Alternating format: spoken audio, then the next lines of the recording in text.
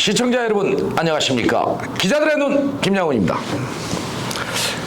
정승현 인천 연수갑 위원장님을 모시고 특별 인터뷰 시간을 가졌습니다. 11월 1일 정승현 위원장께서 출판 기념일을 송도 남하다 호텔에서 개최하는데요. 사전 소식을 듣기 위해 기자들의 눈이 현장으로 나왔습니다. 정 위원장님. 안녕하세요. 네, 안녕하십니까. 정승현입니다. 네, 인천 시민, 또 우리 연수구민, 또 국민 여러분들께 기자들의 눈 시청자들과 함께 자신의 소개와 인사 말씀을 해주시면 감사하겠습니다. 예, 안녕하십니까. 인천 시민 또 연수 구민 우리 기자들의 눈 시청자 여러분 반갑습니다. 저는 국민의힘 연수구 갑 당협위원장을 맡고 있는 정승현입니다. 반갑습니다.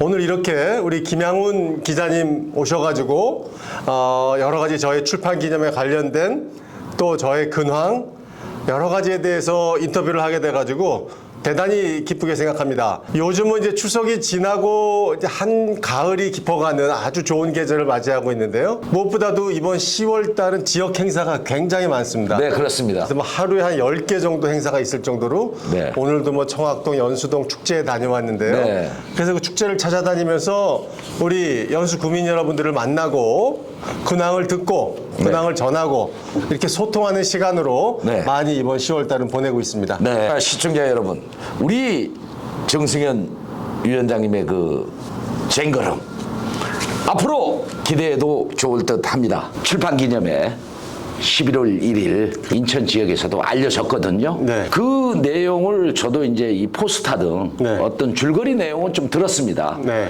대한민국 골든타임 돌파 전략이라는 책을 내고 출판 기념회를 하는데요. 그 책의 내용이 어떤 내용인지 속 시원하게 좀 설명해 주시기 바랍니다. 예, 한마디로 말씀드리면은요. 네. 저는 우리 대한민국이 현재 상당히 위기에 있다라고 생각을 합니다. 지난 몇십 년간의 산업화와 민주화 과정을 거치면서 네. 정말 그 세계 어느 나라보다도 빠르게 경제 성장을 했고 네. 민주주의를 달성한 대한민국 자랑스러운 나라 아니겠습니까? 네. 그런데 그럼에도 불구하고 현재 나타나는 여러 가지 문제들 실제 국민들이 과연 행복한가라고 했을 때 여러 가지 통계 조사를 보면은 OECD 선진국 내에서도 상당히 한국인들의 행복 지수가 낮게 나타나요. 네. 그리고 불명예스럽게도 뭐 청년 자살률이 상당히 거의 높은 수준이고 네. 노인 빈곤율 같은 것도 거의 가장 OECD에서 높은 수준입니다. 이런 것들 통해서 국민들이 지난 산업화와 민주화의 과실을 충분히 누리지 못하고 있다. 이 네. 원인이 어디에 있는가를 고민하면서 이 책을 쓰게 됐습니다. 네. 그래서 그 원인을 좀 진단을 하고 네. 그 다음에 그러한 원인들을 그러면 극복하려면 네. 우리 대한민국 특히 국민들 속에서 특히 정치가와 정부라든가 이런 쪽이 어떻게 뭐를 바꾸고 뭐를 해야 되는가 이런 것들을 이 책에서 나름 저의 주장을 강하게 피력하고 있습니다. 네. 정 위원장님. 네.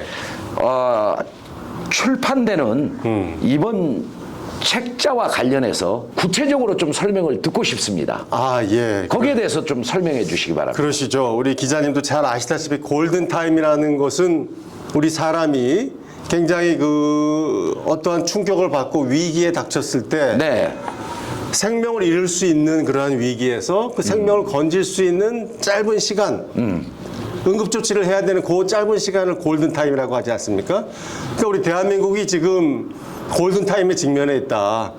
앞으로 짧은 5년 내지 10년 기간에 이 위기를 벗어나지 않으면 중진국으로 떨어지거나 대한민국 사회가 굉장히 어려워진다는 위기의식을 가지고 있습니다. 네. 예를 들면은 아직도 여러 가지 사회 지도층의 특권과 반칙 같은 것들이 난무하고 있고요. 네.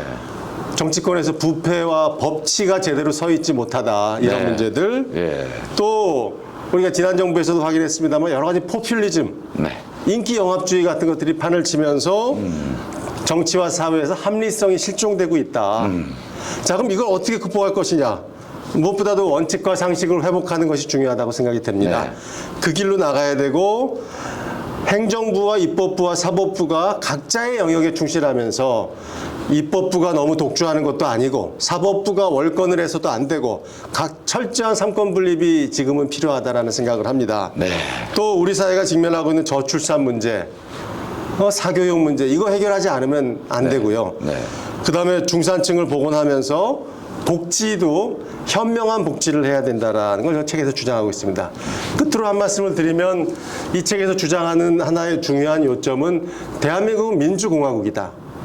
뭐 당연한 상식이잖아요. 헌법 네. 전문에 나와 있는 민주주의와 공화주의를 우리는 양쪽을 다 중시해야 된다는 생각합니다. 근데 우리나라는 1997년 체제 이후에 민주주의가 너무나 강조가 되면서 공화주의가 상당히 좀 소외가 되었다. 민주주의가 과잉이 되면서 실제 민주주의 진행이 됐지만 여러 가지 민주주의가 오히려 후퇴하고 있다. 개인의 인권이 오히려 침해받고 있다. 여러 가지 법치가 무너지고 있다. 이런 얘기들이 나오거든요. 네. 이러한 때일수록 공화주의라고 하는 어떻게 보면 공정과 정의를 세우고 많은 공동체의 공공선을 중시하는 이 공화주의를 강화할 때가 되었다. 그래서 공화주의를 강화함으로써 대한민국 민주주의를 회복시킬 수 있다. 저는 이 책에서 그걸 또 강하게 주장하고 있습니다. 정 위원장님께서 그 책의 내용의 말씀대로 정치 행보에 대해서 참 기대가 됩니다. 다음 문제를 좀 제가 말씀을 예. 드리겠는데요. 최근에 이제 지난 민선 7기 박남춘 지방정부 때 주민참여 예산과 관련해서 인천시 시민단체로부터 고소를 당했거든요. 네. 그리고 또 고발도 연이어 우리 정 위원장님께서도 했거든요. 네. 무슨 내용인지 네. 또 이 내용에 대해서 우리 인천 시민분들도 모르는 분들이 많습니다. 네. 뭐 다 알 수 없는 문제니까 여기에 대해서도 그때 그 상황에 대해서 좀 설명해 주시기 바랍니다. 그렇습니다. 우리가 이제 주민자치가 확대가 되면서 네. 주민참여 예산이라는 것도 굉장히 확대가 됐습니다. 네. 굉장히 좋은 일이라고 저는 생각을 해요. 맞습니다. 예산 편성과 집행에 있어서 주민들이 직접 참여하는 제도죠. 네. 우리 주위에 보면은 뭐 여러 동에서도 뭐 텃밭 가꾸기라든가 네. 여러 가지 길을 정비하는 사업이라든가 네. 뭐 이런 것들이 그 주민들이 참여해 가지고 예산을 집행할 수 있는 사업들인데요. 네. 이런 것들은 충분히 더 장려화되고 활성화가 돼야 되는데 문제는 그러한 주민 참여 예산을 편성하고 집행하는 데 있어서 예. 투명하지 못하고 비민주적으로 집행이 되고 특히 당시에 박남춘 시정부 때 그 시정부와 상당히 좀 결탁이 된 일부 시민단체가 그런 예산을 편성하고 집행하는데 절대적인 영향력을 행사했다. 네. 그 과정에서 그러한 예산 집행에 있어서 자기들과 가까운 단체들 위주로 배분을 하고 그런 것들을 짬짬이로 서로 이렇게 결탁을 하면서 어떻게 보면 카르텔이죠. 네. 이런 것들이 밝혀졌고 네. 현 유정복 시정부 8기 시정부에서 작년에 인천시에서 감사를 실시했거든요. 그게 네. 워낙 문제가 많이 제기가 되니까 감사 결과 지난 박남춘 시정부 때 약 1,400억 정도의 주민참여 예산이 집행이 됐는데 네. 그중에 700억 이상, 절반 이상이 불법, 편법으로 편성되고 집행됐다는 결과가 나왔습니다. 공식적으로. 네. 네. 그래서 이거는 도저히 말이 안 된다. 네. 그래서 거기에 적극 가담했던 네. 일부 공무원과 네. 그러한 것들을 또 집행하는 데 큰 역할을 했던 인천평화복지연대와 평화복지연대가 특히 급조한 자치화 공동체라는 그 단체가 있었거든요. 네. 거기가 중심이 돼서 이런 것들을 다 그렇게 불법으로 했다라는 것에 대해서 이거는 도저히 묵과하기가 어려운 일이라 그런 거에 대해서 제가 국회에서 우리 국민의힘의 중앙당의 시민단체 선진화 특위의 하태경 위원장과 같이 기자회견을 한 거에 대해서 인천평화복지연대 쪽에서 저와 하태경 의원을 고소를 했고요. 네. 또 저희가 몇 달 동안 6개월 이상 주민참여예산 특별위원회를 국민의힘 인천시당 네. 산하에 두고 유지를 하면서 여러 가지 조사를 해왔습니다. 그 결과 밝혀진 많은 불법과 편법들 네. 이런 것들을 모아가지고 최근에 네. 검찰에 그 예산을 담당했던 일부 공무원과 자치화 공동체 그 다음에 평화복지연대를 저희가 고발하기에 이른 것이죠. 네. 저도 그 정 위원장님의 그 국회 그 기자회견 네. 또 평소 또 윤석열 정부와 네. 결이 또 같다라는 생각이 들었거든요. 네. 또 우리 정 위원장님께서 네. 그래서 시민단체 폐단 네. 이런 문제점들을 저도 다룬 적이 있습니다. 20일에 이제 총선이 네. 6개월 앞으로 다가왔는데요. 네. 지금 세 번째 도전을 결심했습니다. 그렇습니다. 네, 어떤 각오로 도전을 했는지 참 그 얘기를 듣고 싶습니다. 네, 감사합니다. 제가 뭐 인하대 경영대학 교수를 한 20년째 해오고 있습니다. 네. 어떻게 보면은 교수면서 또 정치를 해왔다. 네. 한 10년 정도 정치를 해오는 것에 대해서 많은 분들은 교수가 후학을 양성하고 연구를 열심히 하면 되지 왜 현실 정치에 뛰어드느냐 이런 질문들을 저에게 많이 하셨는데요. 네. 저는 젊어서부터 어떻게 보면 우리 사회의 여러 가지 혁신과 발전에 많은 또 기여를 하고 싶다. 현실 사회를 보다 좋은 방향으로 바꾸고 대한민국을 발전시키는데 기여를 하겠다. 이런 꿈을 가지고 정치가가 되겠다는 꿈을 네. 가져왔기 때문에 정치에 도전을 해왔고요. 네. 그러면서 2016년과 2020년 총선에 지금의 국민의힘 당의 후보로 출마했습니다. 네. 근데 아쉽게도 2번 낙선을 했고요. 특히 2016년 선거에서는 약 한 200여 표 차이로 낙선을 했거든요. 네. 그때 공천 파동이 일면서 네. 여러 가지 또 어려움이 있었습니다만 그런 걸 겪으면서 이번에 세 번째 도전을 하게 됩니다. 물론 앞으로 뭐 공천 과정도 거쳐야 되고 네. 또 후보가 돼서 여기에 재선 의원과 다시 한번 또 경쟁을 해야 되는 그런 상황입니다만 네. 최선을 다해서 네. 또 우리말에 3세번이란 말이 있지 않습니까? 네. 그래서 세 번째 반드시 그 말이 실현될 수 있도록 네. 세 번째는 정말 제대로 준비해서 최선을 다해서 네. 주민들에게 더 겸허하게 다가가서 네. 반드시 주민들로부터 선택받을 수 있도록 네. 최선을 다하겠습니다. 예. 아주 그 각오에 대해서 잘 들었습니다. 그리고 다음 문제인데요. 네. 연수구 발전에 있어서 꼭 이루고 싶은 향후 문제가 있다라면 네. 거기에 대해서 또 설명해 주시고요. 정치적 포부를 좀 말씀해 주시기 바랍니다. 아시다시피 연수구는 그래도 인천에서 새로 생긴 신도시에 해당이 되고요. 지금 한 네. 30년 정도의 역사를 가지고 있습니다만 네. 그러면서 상당히 그 중산층 이상이 사는 네. 그래도 살기 좋은 그런 도시로 이렇게 좀 평해져 왔습니다. 근데 최근에 특히 송도 국제도시가 한 10여 년 발전을 하고 네. 하면서 제가 살고 있고 제가 지역구로 가지고 있는 이 연수구 갑 지역은 네. 원도심이거든요. 네. 그래서 인접해 있는 연수구 을 송도 국제도시에 비하면 상당히 좀 이렇게 정체돼 있는 그러한 과거의 경제와 교육 1번지로서의 연수구의 명성을 잃고 있는 특히 송도 국제도시는 빠르게 고층 건물들이 올라가고 인프라가 정비되고 교육이 정비되고 교통이 정비가 되고 한데 이 원도심 그런 것들이 상당히 정체가 되고 발전이 오히려 상대적 박탈감을 느끼고 낙후되는 느낌을 주민 여러분들과 함께 지울 수가 없거든요. 네. 이 문제를 반드시 해결해야 되겠다라는 게 가장 큰 평소의 포부입니다. 그렇게 봤을 때 이 연수구 원도심 발전을 위해서는 무엇보다도 교통 문제를 바꿔야 된다. 네. 그래서 GTX라고 하는 수도권 광해 급행철도가 네. 송도 국제도시를 출발해서 지하 50m로 100km 이상 달리면서 네. 청량리까지 GTX B 노선이 약 30분에 돌파하게 되거든요. 네.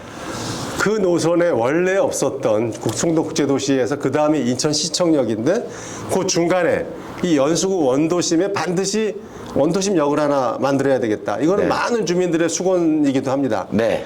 그래서 특히 여기에 수인선이 있지 않습니까?